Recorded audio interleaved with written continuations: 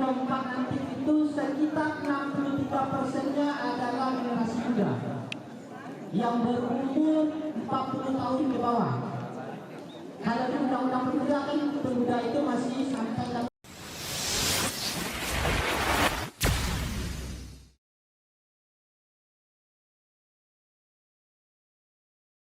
Assalamualaikum warahmatullahi wabarakatuh. Kembali lagi bersama saya Zahra Imania Fahira di Semandu TV Salunto. Here we are, Ikonyo.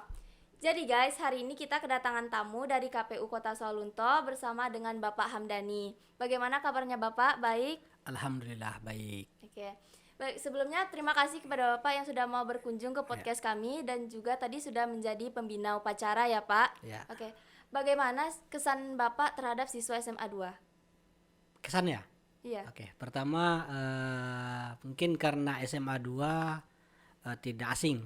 Kenapa tidak asing? Karena rumah saya sebelah SMA 2 gitu kan. Deketan ya Pak. Jadi aktivitas teman-teman adik-adik SMA 2 belajar atau ke sekolah sudah biasa melihat. Tapi dari dari upacara tadi secara mungkin saya agak kagum gitu kan. Kalau biasanya kan kalau pembacaan undang-undang dasar lain-lain itu kan masih pakai teks, tapi dengan tadi yang membacakan pembukaan undang-undang dasar dan apa namanya tadi profil siswa Pancasila itu dengan suara yang begitu, dengan kayaknya dia dilatih dan ya apalagi kalau dibawa ke zaman saya sekolah dulu gitu kan, yang mau menjadi pelaksana upacara ini ya orang-orang tertentu saja yang mau gitu kan, yang mau kesannya bagus dan lumayan aktif kayaknya kegiatan-kegiatan di SMA 2 ini, apalagi kegiatan ekskul, apalagi ini ada zaman sekarang kalau tidak ada podcast itu gimana gitu kan. Oke. Jadi kalau ditanyakan pengalaman apa tadi ditanyanya? Kesan pertamanya itu salut dengan kegiatan SMA 2 dengan sekolah SMA 2 Salunto ini. Alhamdulillah baiknya. Terima kasih Bapak. Ya. Masuk ke pertanyaannya nih Pak. Mumpung Bapak di sini nih. Nah, jadi kami mau tahu apakah boleh kami belajar politik dan berpolitik di sekolah? Apakah boleh belajar politik dan berpolitik di sekolah? Kalau kita lihat dari sisi pengertian secara umum, politik itu kan kalau kita belajar nanti yang IPS 1, anak IPS itu bisa. Politik diambil dari kata poli dan trik, atau poli itu banyak, trik itu kan intrik, cara gitu kan. Banyak cara untuk mendapatkan sesuatu. Sebenarnya tanpa kita sadari, kita hidup itu pun sudah berpolitik. Contoh kita adik-adik nih yang sekolah, mau sekolahnya memilih sekolah saja, kemudian berargumentasi, berdiskusi dengan orang tua itu sudah berpolitik. Contoh mau ke si A ini mau sekolah di STM, orang tuanya ingin anaknya si A ini sekolah di SMA. Bagaimana dia menyampaikan keunggulan STM, dia minatnya di sini dan bla bla, dan mempengaruhi orang tuanya, kemudian orang tuanya mau menyekolahkan dia ke STM atau ke SMA atau sebaliknya, itu sudah berpolitik. Jadi kalau pertanyaannya bolehkah belajar politik, sangat dibolehkan dan sangat dianjurkan untuk kita belajar politik. Karena bagaimanapun kehidupan sekolah, kuliah nanti, apalagi kehidupan di masyarakat umum itu tidak lepas dari politik. Bahkan negara kita ini diatur dengan keputusan-keputusan politik. Pemilu ini karena dari KPU pemilu ini terlaksana, itu keputusan politik. Soekarno itu dulu diminta jadi presiden dan Hatta itu membacakan proklamator, itu politik. Presiden Soekarno itu turun kemudian digantikan oleh Soeharto, itu politik. Begitu terus sampai hari ini Pak Jokowi periode kedua, sampai besok ini kita akan pemilu presiden lagi, itu keputusan politik kekal. Kemudian bagaimana politik yang penting itu membedakan antara pendidikan politik dengan politik praktis. Nah, kalau politik praktis di sekolah itu atau di masyarakat itu ya kita harus berpartai dan lain sebagainya. Anak sekolah ya belum diperbolehkan. Belum pantas lah untuk berpartai. Apalagi yang belum punya NIK, belum masuk kategori pemilih. Seperti kita bicarakan tadi, kami sampaikan tadi bahwa untuk jadi pemilih itu sudah punya 17 tahun atau memiliki KTP, atau belum 17 tahun tapi sudah menikah. Jadi kalau dikatakan boleh berpolitik atau belajar politik, boleh. Berpolitik di sekolah itu berpolitik. Teman-teman ini yang terpilih di kegiatan ekskul podcast, yang paski gitu kan, atau yang OSIS, apalagi OSIS, untuk memilih ketua OSIS, calon ketua OSIS ini kan menyampaikan visi dan misinya, itu kan politik. Iya. Kan itu kan prakteknya politik. Mungkin itu. Oke. Kalau ditanyakan berpolitik boleh, belajar politik harus. Oke, berarti diperbolehkan ya, Pak? Dibolehkan. Oke, untuk selanjutnya terkait dengan pemilu nih Bapak. Nah, kami sebagai pemilih pemula nih mau tahu apa saja sih tata cara dan regulasi baru pada pemilu 2024 ini. Oke. Untuk pemilu 2024 ini dibandingkan dengan pemilu 2019, sebenarnya tidak jauh berbeda. Baik secara aturan terkait dengan aturan pemilu, undang-undangnya masih sama. Undang-undang yang mengatur pemilu tahun 2024 itu sama dengan undang-undang yang mengatur pemilu tahun 2019 itu, yaitu Undang-Undang Nomor 7 tahun 2017. Kemudian yang berbeda itu mungkin pertama itu ya peserta pemilunya. Karena kalau 2019 di 2024 ini ada 18 partai politik sebagai peserta pemilu. Kemudian yang kita pilih, surat suara yang kita gunakan atau hak suara yang kita gunakan di 2019 dan 2024 itu sama juga. 2019 itu kan 5 kotak suara. Di hari yang sama kita memilih 5 surat suara. Presiden, DPR RI, DPRD Provinsi, DPRD Kabupaten Kota, dan DPD di 2024 ini juga sama. Regulasi baru mungkin ini terkait dengan ini yang terbaru ini mungkin terkait dengan tahapan kampanye. Kalau 2019 dulu kampanye itu lamanya kampanye itu sampai 6 bulan. Sekarang masa kampanye itu hanya 75 hari. Kemudian yang berikutnya yang berbeda, kalau dulu fasilitas milik pemerintah, fasilitas milik pemerintah atau sekolah atau perguruan tinggi itu tidak boleh menjadi tempat kampanye. Sekarang karena adanya keputusan MK itu dibolehkan. Yang tidak boleh, benar-benar tidak dibolehkan sebagai lokasi kampanye itu hanya rumah ibadah. Kalau sekolah dan kampus itu boleh. Dengan syarat tertentu, ada syaratnya ada. Nah itu karena ada keputusan MK ini, mungkin untuk pemilu 2024 besok untuk tahapan kampanye itu kan sudah dimulai tanggal 28 November. Sudah keluar sebenarnya aturannya. Aturannya itu namanya PKPU atau Peraturan Komisi Pemilihan Umum nomor 15 tahun 2023. Tapi karena adanya keputusan MK terkait lokasi kampanye ini, PKPU ini mungkin direvisi, tapi sampai hari ini belum keluar hasil revisinya, belum itu. Jadi kalau ditanyakan yang terbaru dari sisi pemilu 2024 ada yang berikut lagi, yaitu proses DPTB. Istilahnya DPTB itu daftar pemilih tambahan. Kan pemilih ini didata secara faktual, kemudian prosesnya menjadi daftar pemilih sementara, kemudian daftar pemilih tetap. Nah, dari proses daftar pemilih tetap ini sampai ke hari H, dulu itu orang pindah memilih seperti yang saya sampaikan tadi di lapangan. Kalau di hari H itu tidak bisa memilih di TPS dia terdaftar, di hari H masih bisa mengurus pindah memilih itu. Tapi di pemilu 2024 sampai hari ini itu ada jangka waktunya, ada H-30, ada H-7 untuk mengurus pindah memilih. Mungkin itu sedikit perbedaan dari pemilu 2019. Oke. Untuk dengan adanya regulasi baru ini, apakah merupakan evaluasi dari pemilu sebelumnya? Misalnya ada aduan dari masyarakat tentang pelanggaran pemilu. Bagaimana, Pak?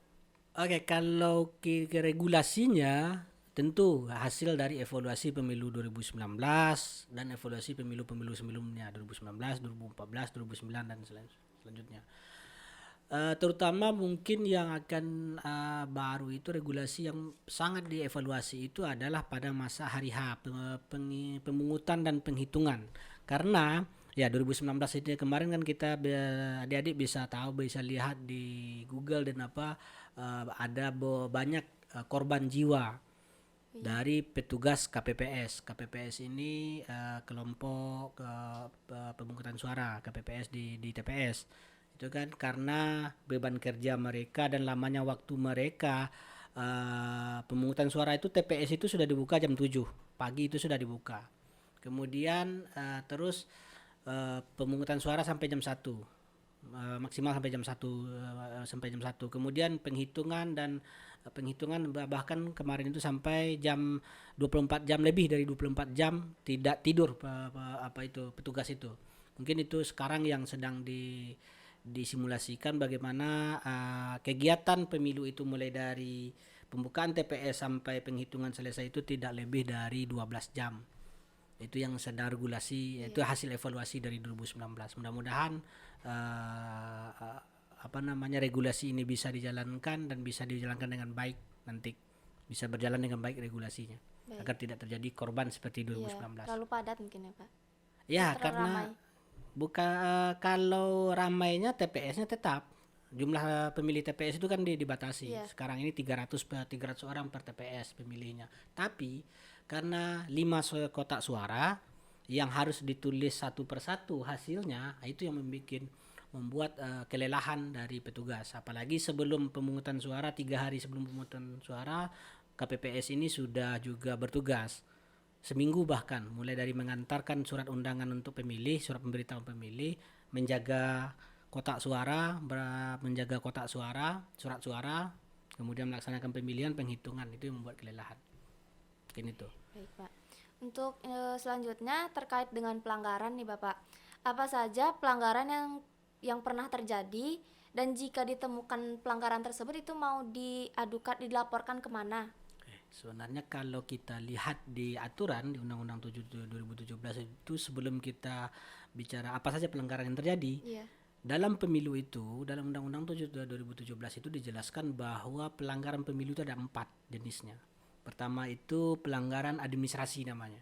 Pelanggaran administrasi itu pelanggaran terkait dengan tata cara, prosedur, waktu. Contoh pelanggaran administrasi adalah pengumuman daftar pemilih tetap gitu kan. Di dalam aturannya harus diumumkan harus ditetapkan tanggal 21 Juni contoh. 21 Juni 2023. Ternyata KPU Salunto tidak menetapkan. Kemudian KPU Salunto itu hanya menetapkan DPT itu di tanggal 24. Itu termasuk kepada pelanggaran administrasi. Pelanggaran administrasi, kemudian ada pelanggaran pidana pemilu. Nah, ini terkait dengan pelanggaran pidana pemilu. Contoh pelanggaran politik uang, ya kan, merusak APK dan lain sebagainya, alat peraga kampanye. Ada pelanggaran administrasi, pelanggaran pidana pemilu. Ketiga ada pelanggaran kode etik. Pelanggaran kode etik ini sasarannya adalah penyelenggara, baik KPU maupun Bawaslu. Ini terkait dengan sumpah janji sebagai anggota KPU Bawaslu atau terkait dengan melanggar prinsip-prinsip kode etik. Kemudian ada yang namanya pelanggaran terhadap undang-undang dan peraturan perundang-undang lainnya, seperti pelanggaran terhadap netralitas ASN. Kemudian kepada siapa dikadukan? Kalau ditemukan pelanggaran, kalau masyarakat atau pemilih atau siapa saja warga negara Indonesia yang terdaftar di DPT sudah punya hak milih, kemudian menemukan dugaan pelanggaran, bisa melaporkan kepada yang namanya Bawaslu. Seperti yang saya sampaikan tadi, penyelenggara pemilu itu ada 3, KPU penyelenggara teknisnya, Bawaslu itu pengawasnya, mengawasi setiap tahapan yang dilakukan oleh penyelenggara teknis dan peserta pemilu. Nah, dilaporkan kepada Bawaslunya. Nanti saya sudah sampaikan kepada Ibu Kepala Sekolah, bisa diundang nanti Bawaslu untuk apa saja jenis pelanggaran, bagaimana proses pelanggaran itu di pelaporan, kemudian pelanggaran itu diproses, itu di Bawaslu. Kalau KPU itu teknisnya, menyiapkan teknis penyelenggaraannya. Kan tadi berarti ke Bawaslu ya Pak dia kadukannya.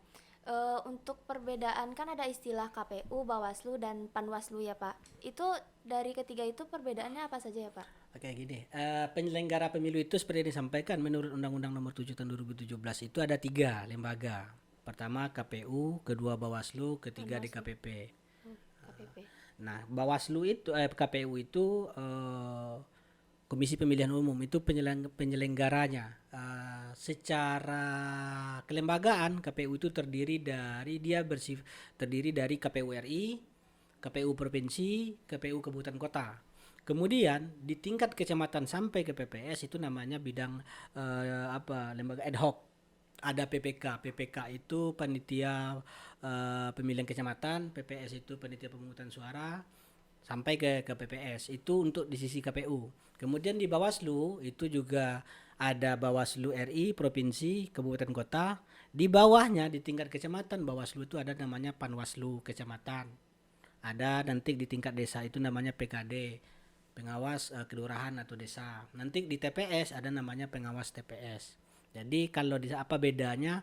Ya tadi itu KPU sebagai penyelenggara, Bawaslu dan jajarannya itu sebagai pengawas. Itu. Jadi kalau Panwaslu itu panitia pengawasan pemilu itu dulu sebelum menjadi badan tetap dia di 2018 untuk tingkat kabupaten kota namanya Panwaslu.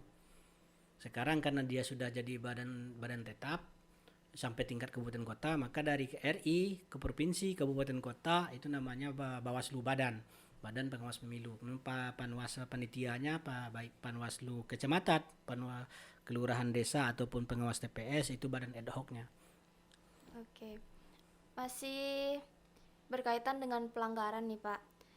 Untuk siapa yang berhak melaporkan pelanggaran ini? Apakah bisa kami pribadi atau ada organisasi tertentunya?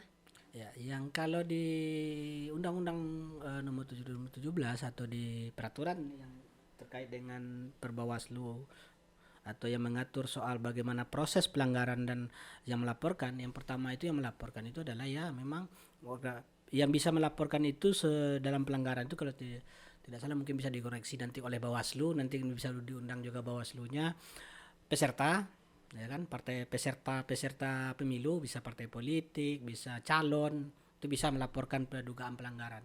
Bisa masyarakat atau pemilih. Kemudian bisa yang ada yang namanya kalau untuk lembaga itu namanya ada pemantau pemilu. Pemantau itu adalah lembaga-lembaga yang dibentuk oleh masyarakat yang diakreditasi oleh lembaga Bawaslu. Itu yang berhak menyampaikan laporan. Oke. Untuk pertanyaan terakhir nih Pak mengenai serangan fajar. Oke. Apa itu serangan fajar? Serangan fajar tuh yang itu ya Pak. Apa? Pagi-pagi datang ke rumah dikasih uang gitu. Oh, serangan fajar namanya. Serangan fajar. Untuk bagaimana cara menyikapi jika ada yang menawarkan serangan fajar, Pak?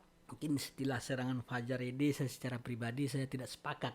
Karena kalau dibicarakan fajar itu kan waktu subuh, waktunya apa. Tapi kalau berarti ini arahannya kepada politik uang ya, money politik atau lain sebagainya. Sebenarnya money politik ini atau politik uang ini dia tersebutkan, dia terdengar, dia terdibicarakan, tapi dibuktikan itu sulit. Bawaslu pun sendiri bahkan sulit untuk membuktikan praktek-praktek politik uang itu atau serangan fajar tadi bahasanya. Karena dia istilahnya kalau dalam teman-teman yang bergulat di bidang demokrasi dan pemilu biasanya menyebutkan politik uang ini sama dengan kentut. Kita rame-rame ini kentut terbau, tapi tidak ada yang ngaku kan siapa yang kentut di ruangan ini. Jadi kalau bagaimana menyikapi terkait dengan cara-cara politik peserta pemilu ataupun tim sukses ataupun tim pemenangan dengan kalau menawarkan uang, ya bagi secara pribadi itu dikembalikan kepada pribadi kita. Secara aturan itu memang dilarang. Iya. Barang siapa yang memberikan uang, menjanjikan uang untuk memilih atau tidak memilih seseorang, itu pidana pemilu, masuk kepada pidana pemilu. Di situ saja titiknya, bahwa kegiatan itu kalau kita memilih itu karena diberikan sesuatu, itu berarti kita melegalkan, menghalalkan atau menerima sesuatu yang sudah dilarang oleh aturannya. Jadi kalau ya pelanggar itu masuk pelanggaran. Kalau ditemukan oleh lembaga pengawas, dia bisa menjadi temuan. Atau ada yang melaporkan, dia bisa dilaporkan ke Bawaslu. Mungkin itu. Oke. Nanti mungkin untuk terkait politik uang dan lain sebagainya ini lebih cocoknya itu di Bawaslunya. Bawaslu. Nah, di Bawaslu yang membahas itu lebih cocok. Oke. Udah sama-sama kita dengar ya guys. Berarti itu katakan tidak untuk serangan fajar ya Pak. Kalau secara apa katakan tidak untuk politik uang itu. Politik yang uang. cocoknya. Oke. Oke, mungkin sekian bincang-bincang kita mengenai Dan jangan lupa golput. golput. Oke guys, sekian bincang-bincang kita mengenai pemilih pemula pada 2024 ini. Dan terima kasih Bapak sudah mau berkunjung ke podcast kami dan sudah menyampaikan beberapa informasi-informasi. Dan jangan lupa like, comment, and subscribe di Smando TV Salunto. Here we are, Ikonyo. See you.